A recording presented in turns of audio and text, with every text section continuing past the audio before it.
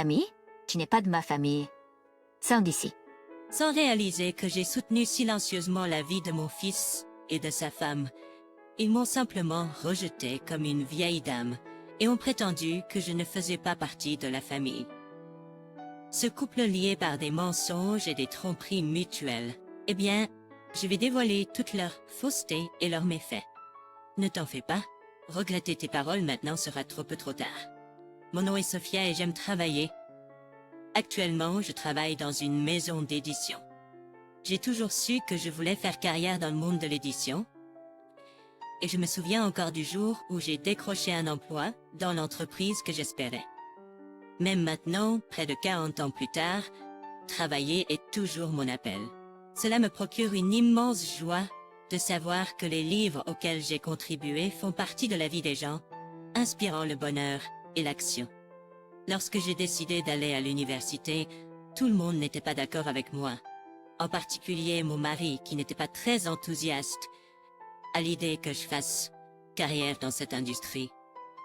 Nous nous sommes séparés il y a 5 ans en raison de sa maladie incurable, mais il a toujours voulu une femme qui resterait à la maison et soutiendrait son mari travailleur en coulisses. Il me critiquait souvent pour être trop assertive pour une femme, mais je n'ai jamais laissé ces désaccords me faire abandonner mes rêves. J'ai donné naissance à mon fils Pierre quand j'avais 27 ans. Il y a eu des années où l'éducation de l'enfant a consommé tout mon temps, mais une fois qu'il a pu aller à la garderie, je suis retournée au travail, rattrapant le temps perdu. Jongler entre le travail et l'éducation des enfants était plus difficile que je ne l'imaginais, mais avec un peu d'aide, j'ai réussi à surmonter les moments difficiles. De nos jours, il semble y avoir une poussée sociale pour soutenir la carrière des femmes, et j'ai eu la chance d'en faire partie. À quelques années de la retraite, j'ai été étonnamment promue à un poste de cadre. Bien que je trouve mon travail sur le terrain significatif, je me suis intéressée à façonner la prochaine génération, alors j'ai accepté le rôle. Je trouve de la satisfaction dans les deux, bien que Pierre semble avoir une opinion différente influencée par son père. Il a cette croyance que les hommes sont supérieurs aux femmes, et cela empire d'année en année. Comme en témoignent ses commentaires, de plus en plus méprisants sur les femmes. Bien que ces remarques sexistes semblent avoir diminué à mesure qu'il vieillissait, les croyances fondamentales inculquées par son père étaient clairement toujours là. Je pouvais le dire en tant que sa mère. De plus, il a toujours été du genre à chercher des raccourcis et des solutions faciles. J'ai remarqué ces tendances paresseuses depuis qu'il était à l'école primaire, mais mes avertissements sont tombés dans l'oreille d'un sourd. Il a adopté cette mentalité selon laquelle tant qu'il ne rate pas, il va bien, ce qui a conduit à la chute de ses notes. Contre toute attente, il a réussi à entrer dans une université privée grâce à des recommandations. Cette université est connue pour un département en particulier, mais celui que Pierre a choisi était vague et peu clair. Pierre, je suis heureuse que tu sois entré à l'université. Mais pourquoi celui-ci? Qu'est-ce qui t'a poussé à choisir cet endroit plutôt qu'un autre? Je pensais que l'université avait un nom urbain cool, et ce n'était pas très compétitif pour y entrer. Je veux juste m'amuser pendant 4 ans, car j'ai pas vraiment d'objectif de carrière. C'est ainsi que Pierre a commencé sa vie universitaire avec une telle attitude négligente. J'avais un mauvais pressentiment dès le départ, et cela s'est avéré, vrai. Pierre a fini par échouer à toutes ses entrevues d'emploi. Pierre a obtenu son emploi en s'appuyant sur son père, travaillant en tant qu'employé contractuel dans une filiale liée à l'entreprise de son père. On dit souvent que le temps guérit toutes les blessures, mais Pierre est devenu arrogant, croyant qu'il avait réussi en décrochant un emploi dans une entreprise bien connue. Dans son industrie, même avec la réputation de l'entreprise, il n'était entré que grâce aux connexions de son épouse et encore en tant qu'employé contractuel, un poste avec une limite de temps. Il ne savait probablement pas que s'il ne produisait pas de résultats ou n'atteignait pas un certain niveau, son contrat pourrait être résilié sans hésitation. J'avais espéré que pendant son temps en tant qu'employé contractuel, il réfléchirait sérieusement à son avenir, peut-être se perfectionnerait, envisagerait de changer d'emploi ou viserait un poste permanent. Cependant, une ombre a commencé à planer sur ce souhait. Cela s'est produit un soir où Pierre m'a appelé pendant le dîner. « Wow, tu m'appelles? Quoi de neuf? » J'ai réfléchi à me marier, maman. Il y a une femme nommée Sophie, et j'aimerais que tu la rencontres. Je n'arrivais pas à croire que Pierre, qui ne se soucie que de s'amuser, envisageait sérieusement le mariage. Même si j'avais entendu dire qu'il avait des petites amies pendant ses années à l'université, tout ce que j'avais entendu était des histoires sur la façon dont il les traitait mal, entraînant des ruptures. Et pourtant, à ma grande surprise, le jour de la rencontre, elle est arrivée à l'heure. Dès que j'ai ouvert la porte et que je l'ai vue, j'ai eu un mauvais pressentiment. Maman, nous sommes là. Voilà. Oh mon Dieu, une si petite entrée, et le couloir est si sombre. J'ai peur. A dit Sophie, habillée de façon élégante, avec un maquillage voyant et de longs cheveux bruns raides, sa voix était plus aiguë que prévu. J'avais entendu dire qu'elle était un peu plus jeune que Pierre, mais elle ne semble pas faire partie du monde du travail. On pourrait penser qu'elle est habillée pour un jour de congé, mais c'est ce qu'elle porte pour une première impression. Alors c'est un jour spécial. J'ai mis le paquet avec ma tenue. Qu'en penses-tu? Ah, Sophie, ça te va bien. Avant de m'inquiéter de ce qui lui va ou non, j'aimerais qu'elle considère le temps et le lieu. En plus de cela, elle jette un coup d'œil autour de la maison et entre comme si elle en était propriétaire. Est-ce que les jeunes femmes sont comme ça de nos jours? Je suis surprise, mais peut-être qu'elle est juste nerveuse et qu'elle ne se comporte pas comme elle-même. De plus, je ne devrais pas parler en mal de la femme que Pierre envisage d'épouser pour de si petites choses. Il décidait de faire le café et de discuter avec elle à la maison. Que fais-tu dans la vie, Sophie? Je suis actuellement travailleuse temporaire, mais je prévois de démissionner et de devenir femme au foyer après notre mariage. J'ai entendu dire que tu travaillais, Sophia? Oui, j'ai toujours aimé travailler. Je ne peux pas rester assise, tu sais. Je pensais qu'elle essayait de faire la conversation à sa manière. Alors j'ai répondu en conséquence. Mais j'allais réaliser que je me trompais. Quoi? Je ne supporterais pas d'être une femme célibataire à cet âge. À galérer dans un emploi à temps partiel. Oh, sad. Oh, tu penses que j'ai l'air pitoyable? Même si elle a le même âge que mon fils, c'est quelque chose qui me dérange. Mais c'est la première fois que je la rencontre, et c'est la femme que Pierre veut épouser. Mieux vaut ne rien dire de méchant. Le rôle de la femme est de créer un foyer où l'homme travailleur peut revenir heureux. Donc, je vais quitter mon travail après le mariage et être la meilleure épouse de soutien pour Pierre. En entendant cela, j'ai pensé que c'était le type de femme pour lequel mon défunt mari aurait pleuré de joie. Pierre pense de manière similaire à mon mari, donc en ce sens, elle est idéale. Ce n'est pas la vie pour moi, mais certaines personnes l'apprécient. Donc, j'ai décidé de réprimer ma confusion. Mais Sophie a commencé à faire des demandes inhabituelles. Je peux comprendre demander de l'aide pour des appareils ménagers de luxe et les frais de mariage. Ils font mal au portefeuille, mais ils sont pour leur nouvelle vie et leur avenir ensemble. Sophia veut cette fille à toi. Que dirais-tu du service de thé de l'après-midi à la mode dans cet hôtel? Ça a l'air charmant, mais mes dépenses sont serrées ce mois-ci. Pourquoi ne pas y aller rien d'autre, Sophie?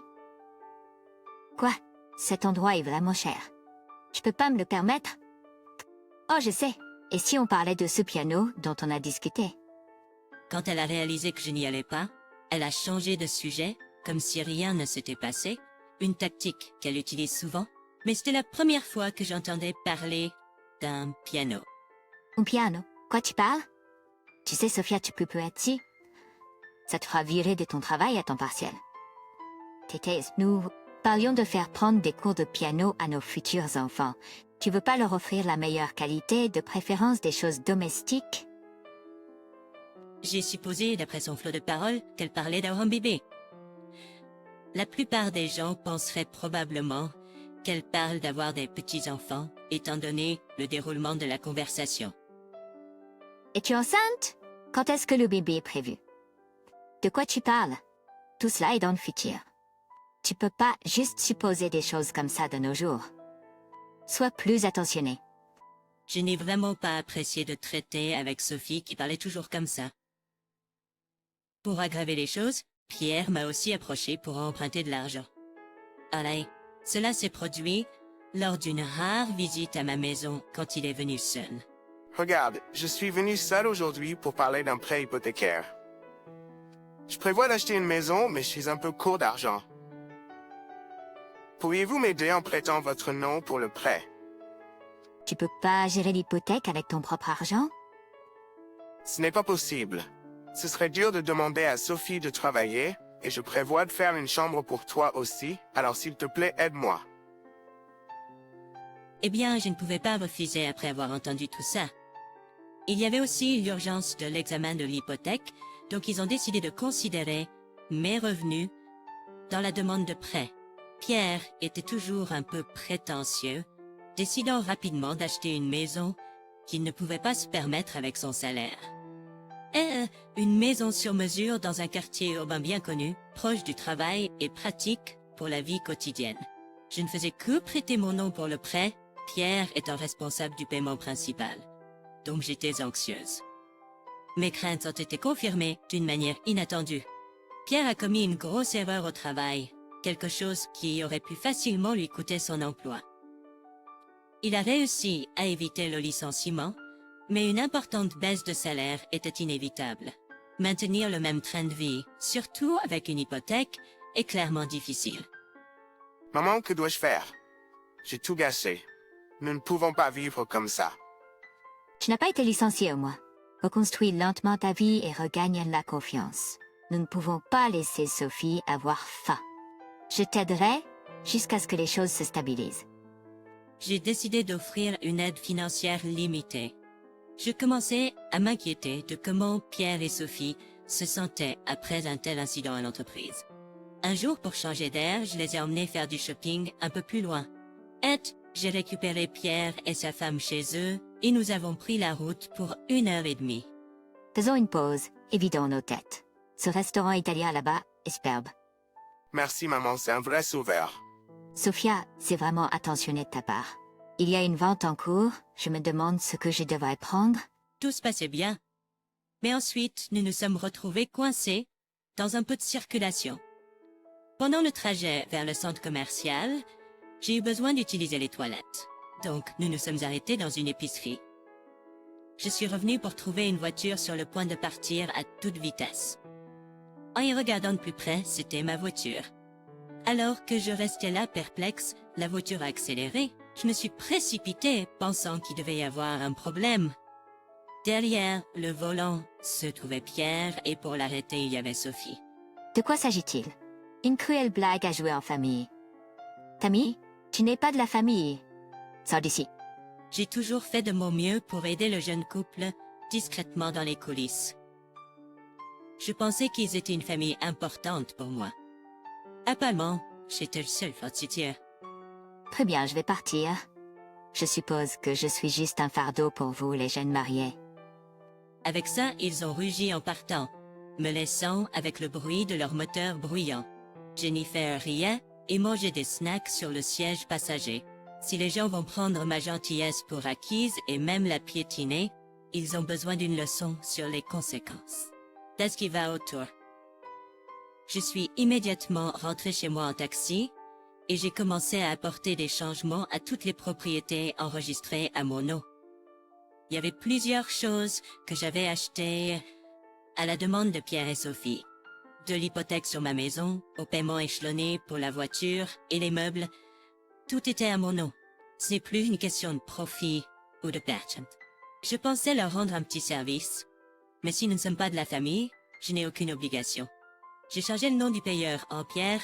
De plus, je suis allé au poste de police pour signaler la voiture volée prise par Pierre et Sophie.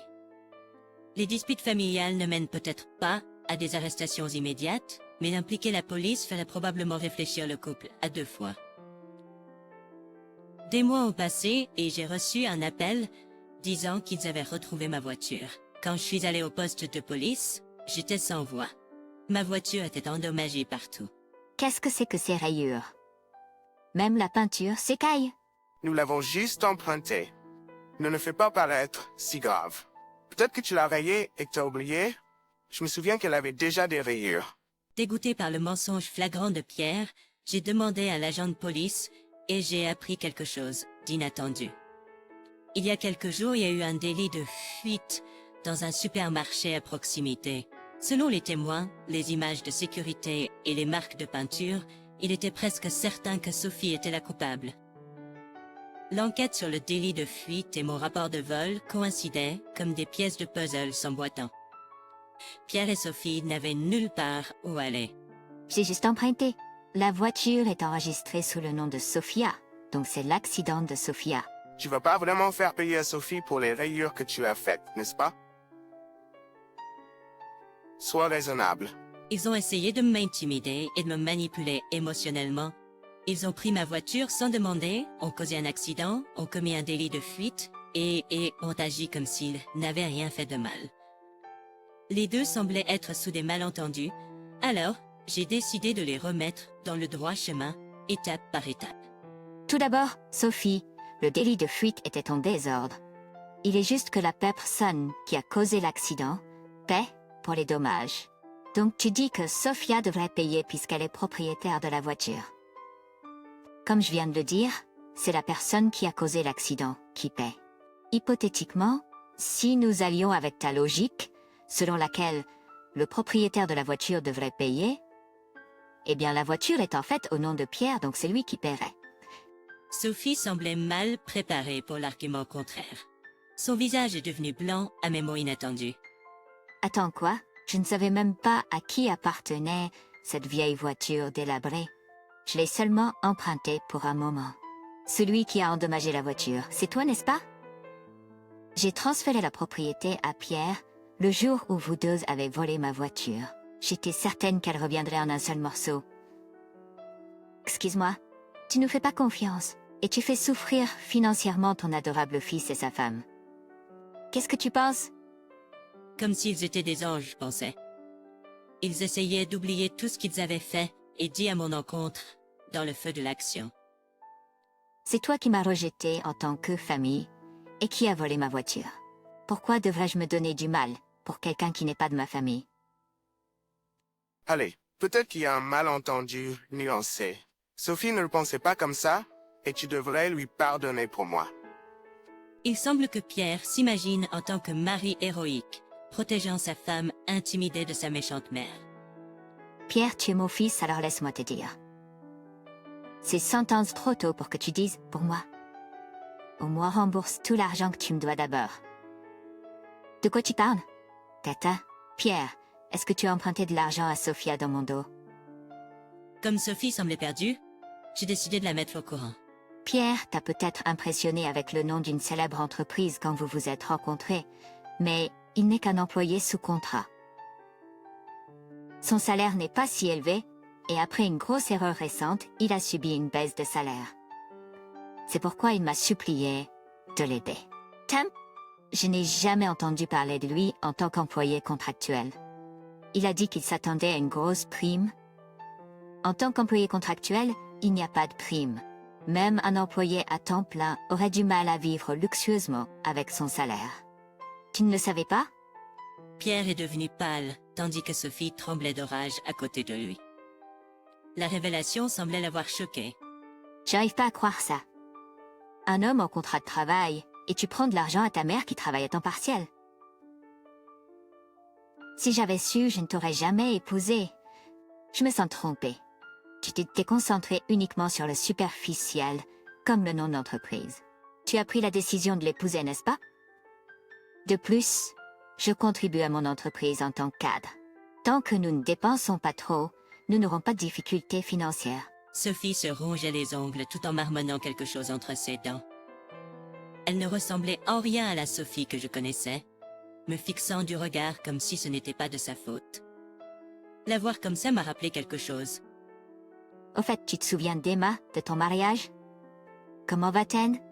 Anne, je l'ai juste invitée pour combler le nombre de personnes. Je n'ai aucune idée de ce qu'elle fait. En fait, elle travaille dans mon entreprise.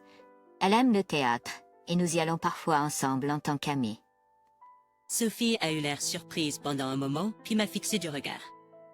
Et alors, tu payes une jeune femme pour être ton amie? Elle a l'air d'avoir besoin d'argent. je n'apprécie pas que tu parles mal de mon amie. J'ai souvent parlé de toi avec elle. À ce moment-là, elle a jeté un coup d'œil à son téléphone et est devenue pâle, s'asseyant là où elle était.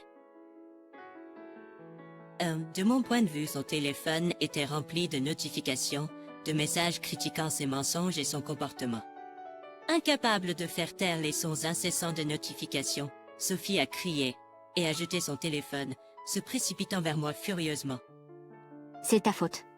Tu as tout ruiné ce que j'ai construit. Que vas-tu faire à ce sujet? J'ai été pris au dépourvu, mais j'ai réussi à la repousser avec une technique de self-défense. Désolée pour ça, j'ai senti que ma sécurité était en danger, alors j'ai réagi en me défendant. Je suis contente d'avoir pris ces cours. L'officier de police qui observait a senti qu'il y avait quelque chose de suspect entre le vol de voiture et l'agressivité de Jennifer. Ils ont séparé Jennifer et moi, et elle a été emmenée dans une autre pièce. Pourquoi suis-je la méchante ici? Il a vu Sophia me tordre le bras, non? Pourquoi n'est-elle pas blâmée pour m'avoir blessée? Tu te trompes dès le départ si tu penses pouvoir résoudre les problèmes par la force quand les choses deviennent difficiles. Hey, peut-être devrais-tu te remettre en question? Après cela, elle a été retenue par la police pour avoir tenté de me faire du mal. Pendant ce temps, des rumeurs à son sujet se sont répandues comme une traînée de poudre. Apparemment, elle se vantait d'un mariage de célébrités luxueux sur les réseaux sociaux et parmi ses amis, affirmant qu'elle pouvait acheter tout ce qu'elle voulait grâce au travail de haut niveau de son mari. Elle montrait une vie de luxe entourée de marques de créateurs, non seulement lors de rassemblements entre amis, mais aussi sur les réseaux sociaux, où elle se faisait passer pour une influenceuse en tant qu'épouse de célébrité. Cependant, une fois que ces mensonges ont été exposés, la vérité sur elle a commencé à se répandre. Les ragots de ses amis ne cessaient d'affluer. Les couleurs de Jennifer étaient de plus en extrême. Sa chute semblait inévitable à ce rythme. Sur les réseaux sociaux, elle est devenue tristement célèbre en tant que fausse mondaine, sa section de commentaires en chaos. Même ses amis en ont eu assez de la vraie nature de Jennifer et se sont peu à peu éloignés d'elle. Pourtant, elle ne pouvait pas oublier son style de vie extravagant quand elle avait de l'argent. Elle a emprunté à des usuriers pour satisfaire son amour pour les marques de luxe et la nourriture gastronomique, se retrouvant dans un cycle de dettes sans fin. Se sentant acculée, Jennifer a finalement pris un emploi, mais changer ses habitudes n'est pas facile. Elle était paresseuse en tant qu'intérimaire et plus tard en tant que mère au foyer, ne faisant pratiquement rien. Elle a décroché un emploi à temps partiel après d'innombrables entretiens pour découvrir que sa superviseure était une femme qu'elle avait autrefois maltraitée. On raconte que Jennifer intimidait des camarades de classe timides ou au physique ordinaire pendant ses années d'école. Elle ne s'attendait jamais à croiser un tel camarade de classe sur son lieu de travail. Autrefois autoproclamée chef de classe, Jennifer se retrouve maintenant dans une situation inverse. Sa superviseure, qui a travaillé dur pour bâtir sa carrière, est une menteur exigeante, mais juste. Luttant pour rembourser ses dettes et ses dépenses quotidiennes, nous pouvons seulement espérer qu'elle a appris à apprécier l'argent. Quant à Pierre, il a finalement franchi la ligne. Il a été pris en train de détourner des fonds de l'entreprise pour couvrir ses dépenses de vie et a été licencié. Même en tant qu'employé contractuel, l'ampleur de la faute de Pierre s'est rapidement répandue compte tenu de la taille de l'entreprise. Ses chances de trouver un autre emploi semblaient sombres.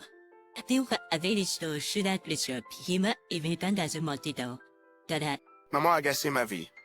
En tant que parent, prenez vos responsabilités. Sophie souffre aussi. N'as-tu pas honte de blâmer tes parents à ton âge? De plus, c'est Jennifer qui a dit au départ que vous n'étiez pas une famille. Tu l'as entendu dire ça dans la voiture, n'est-ce pas? Après ça, j'ai pensé qu'il pourrait changer de comportement, mais s'est impliqué dans un commerce d'arbitrage douteux. Sentant que sa vie n'allait nulle part, il a vendu des produits contrefaits et s'est retrouvé arrêté. Les deux époux se sont retrouvés en détention et étant donné leur situation financière et de logement, aucun ne peut se permettre de se séparer. Maintenant, ils semblent avoir développé une relation codépendante. mais j'ai décidé de garder mes distances. Pour moi, la vie continue comme d'habitude. Maintenant que je ne soutiens plus financièrement Pierre et Sophie, j'ai trouvé une nouvelle joie dans ma vie quotidienne. Le travail est un mais ce n'est pas tout. J'ai commencé à faire des voyages avec des amis, à regarder des pièces de théâtre par amour pour le théâtre, et même à faire du yoga pour ma santé. J'ai l'impression d'avoir trouvé un bon équilibre entre mon travail et ma vie personnelle sans me stresser trop. Pierre et Sophie sont des adultes, ils doivent prendre soin d'eux-mêmes à la fin. Je veux continuer à vivre chaque jour sans me pousser trop fort.